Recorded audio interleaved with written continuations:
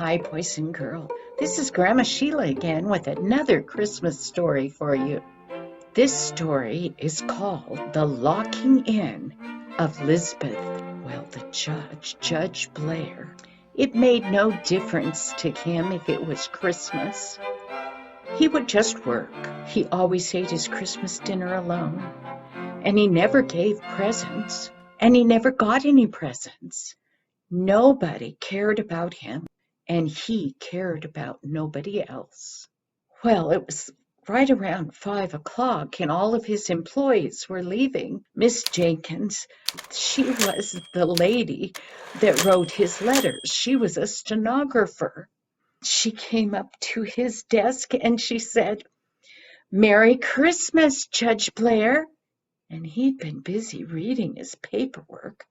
He pulled his glasses down and he looked at her and he said, "What'd you say?"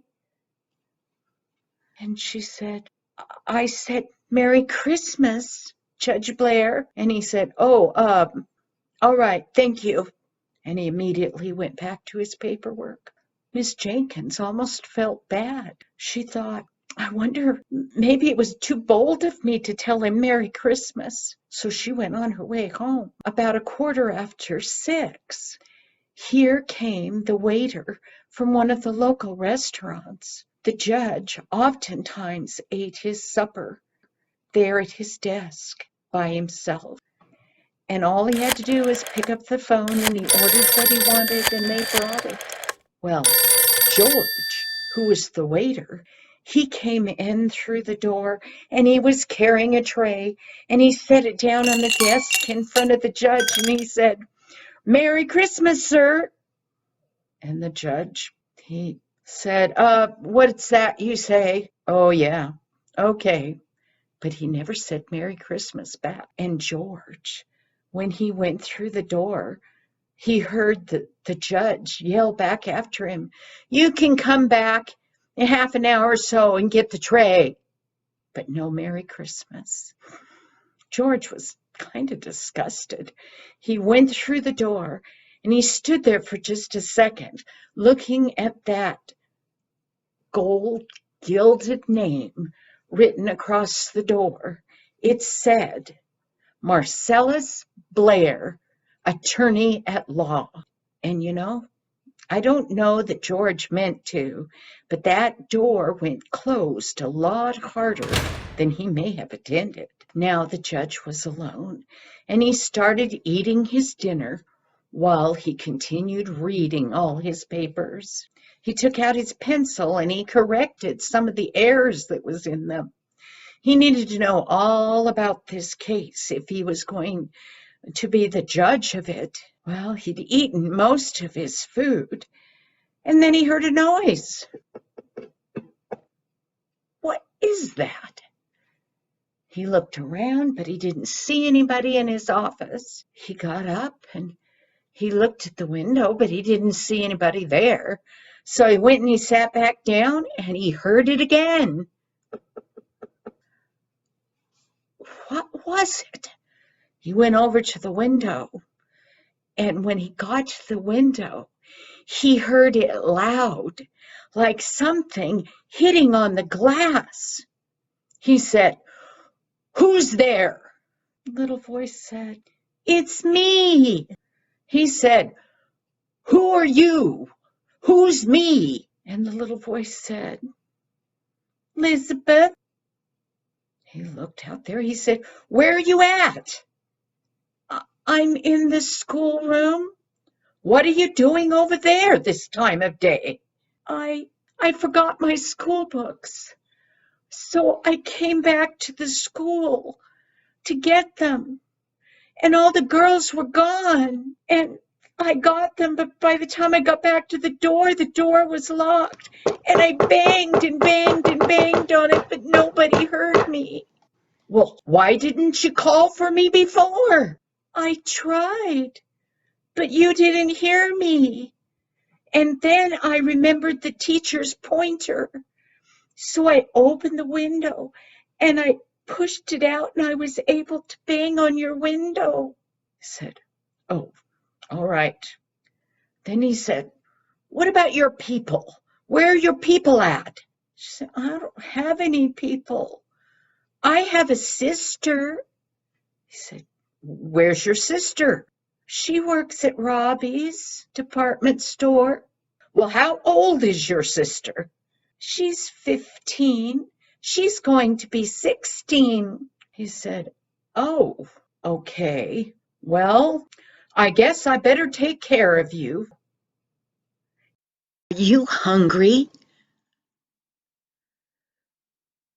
Yes. Well, why didn't you say so before I ate up my whole dinner? Oh, let me see what I've got. I have an orange and some crackers. That's all that's left. You think you want it? An orange. Oh, yes. Okay. So he got out a manila envelope and he put those crackers out of the bowl in the bottom of it.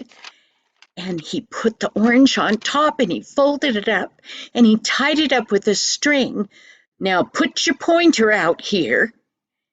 And she did. And he tied that on it. There was no noise from across that little gap for a while. He said, well, is it any good? Oh, the orange is delicious. It's the most delicious orange I've ever had. He couldn't see her, but he reached in his pocket and he took out a book of matches and he lit a match and he said, why don't you hang out the window a little bit? Don't you fall, though. I want to see who you are. So he held up that match and he saw a little blue-eyed girl that was kind of grinning at him. And he said, well, I'll call the police to get the janitor to let you out. So he went over to his phone and he picked it up and he called the police and he said, there's a little girl locked in the school. And he gave the address and what floor it would be. Now, his office was a brick building. The windows on the side of it looked out to the school building. Now, the school building was only a short distance away from his brick building.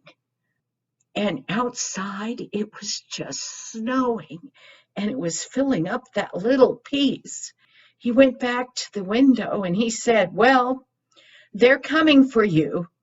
Now, you don't go bumping around in there. You wait till they come. He couldn't see her, but she could see him.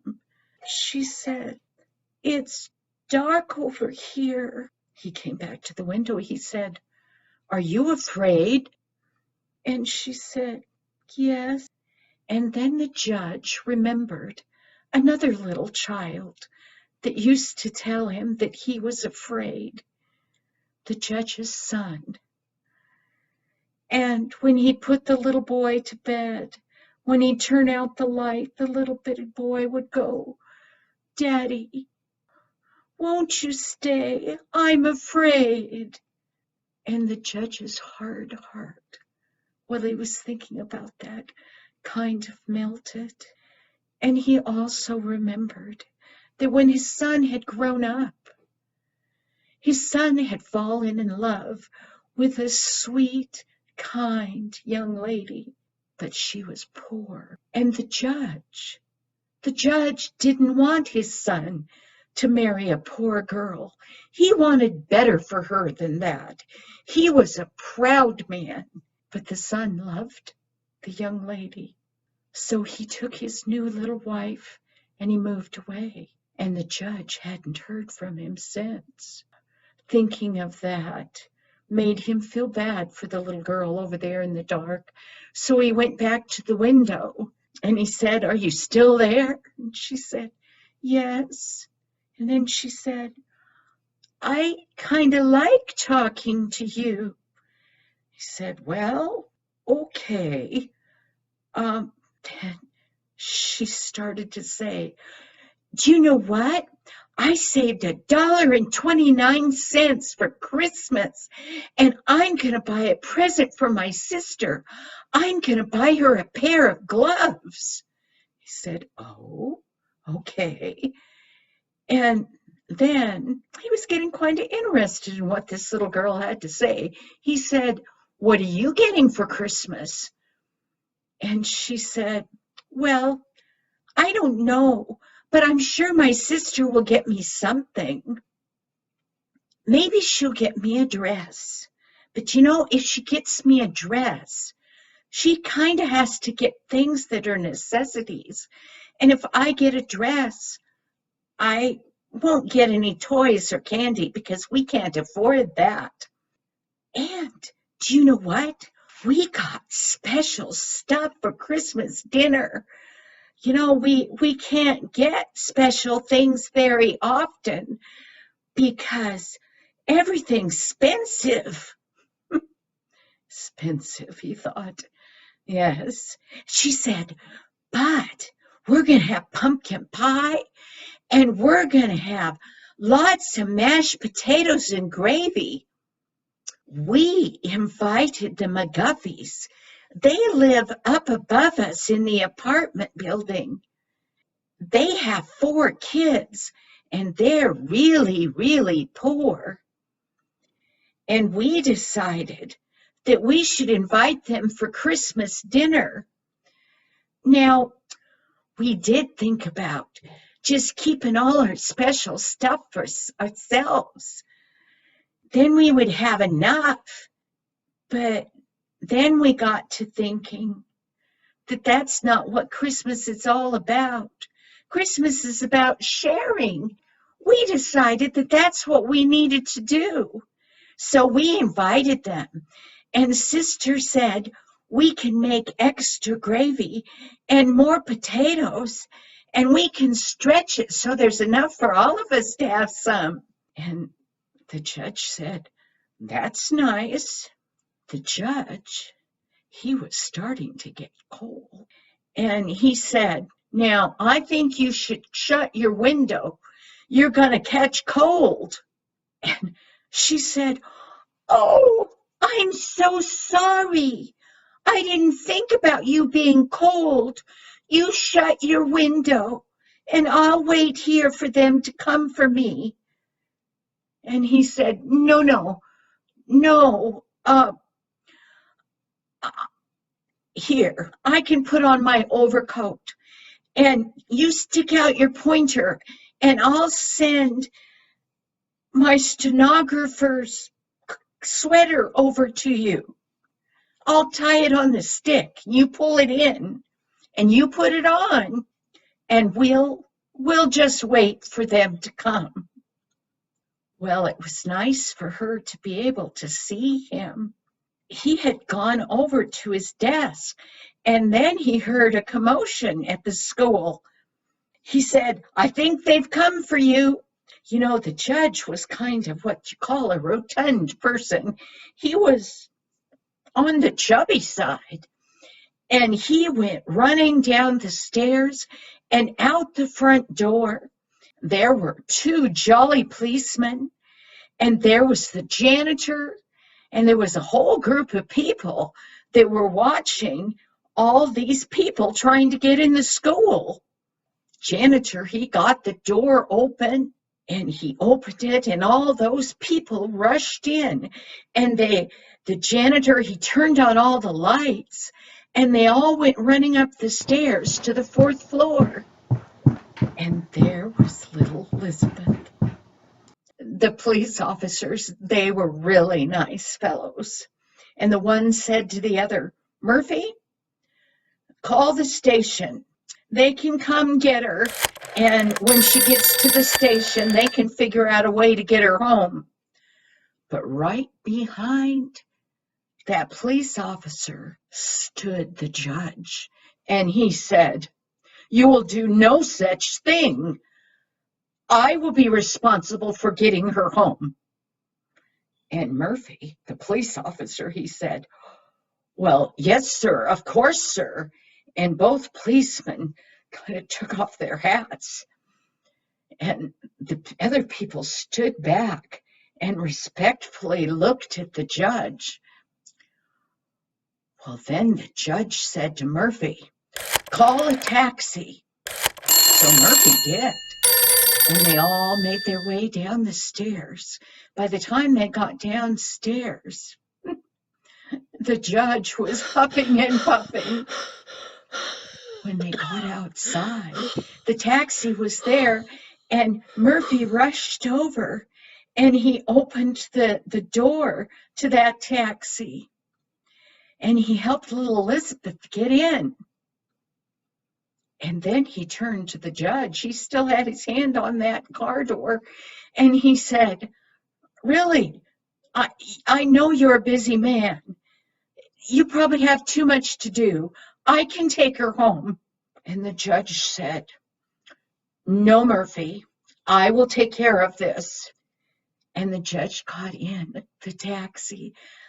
Little Elizabeth was looking around. She'd never been in a taxi, and the seats were so soft.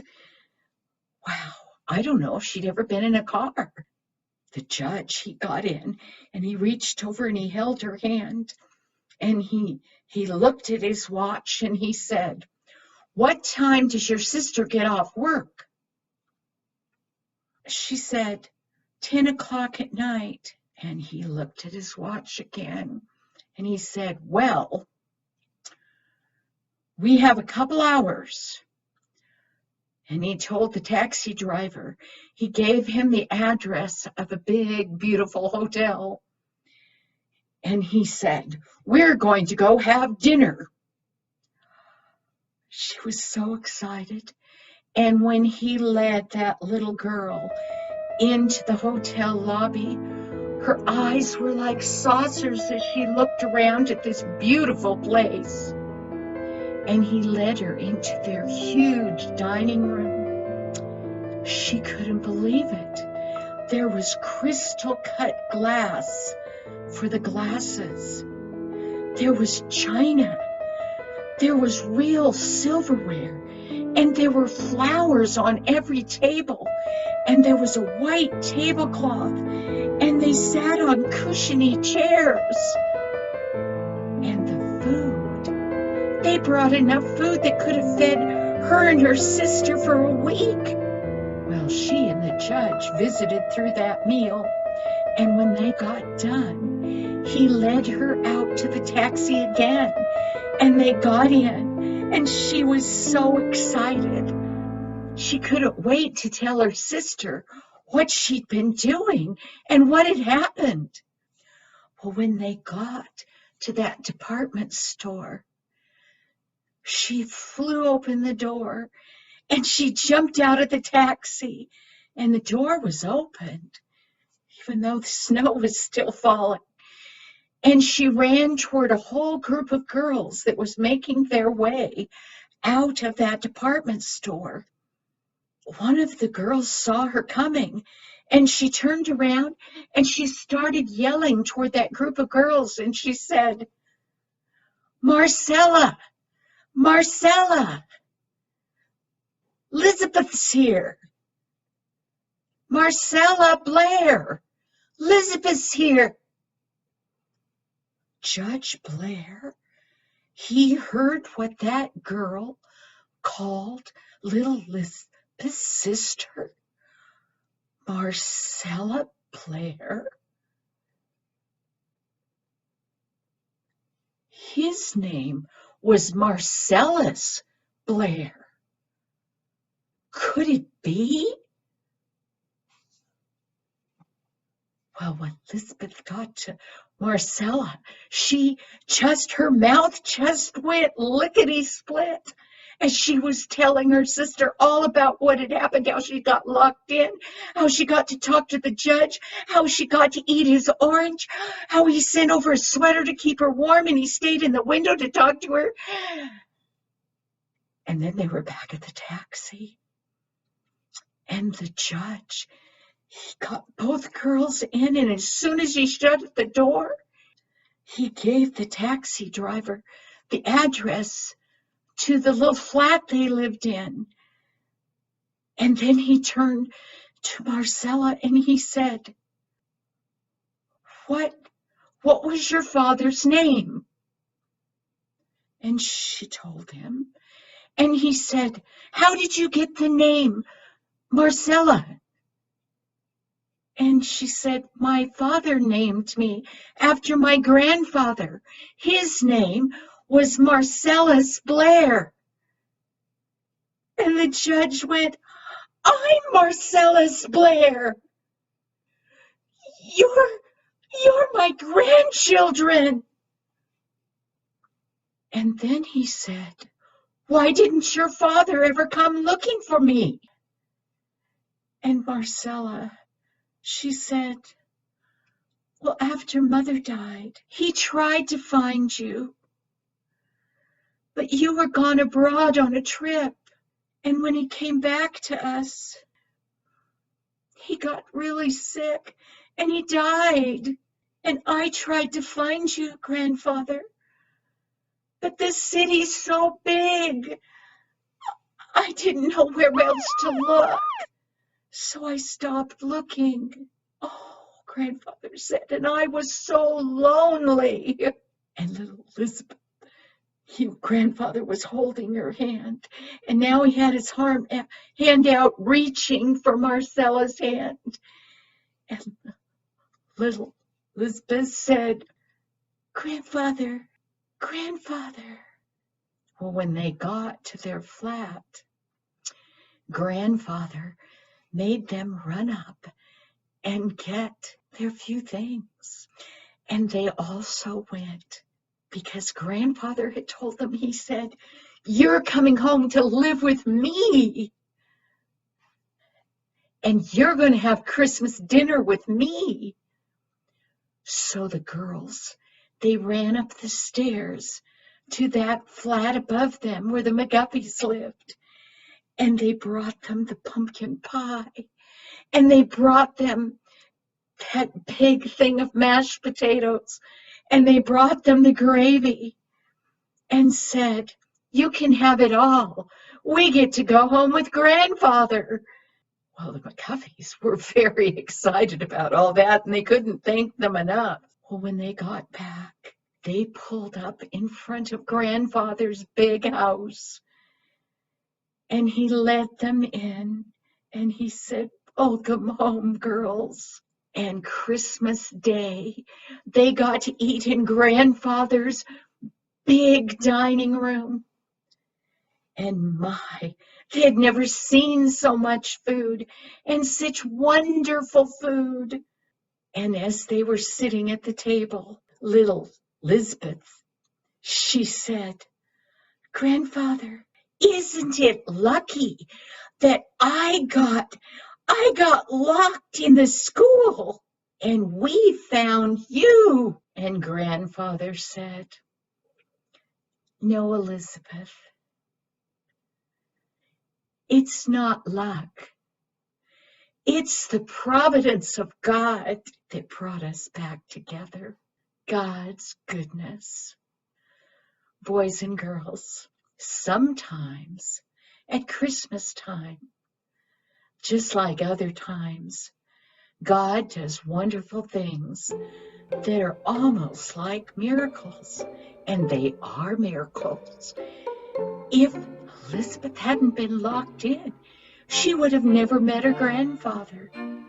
Watch out for the miracles that God might perform for you. Thank you, boys and girls. I'll see you next week with another Christmas story. Bye-bye now.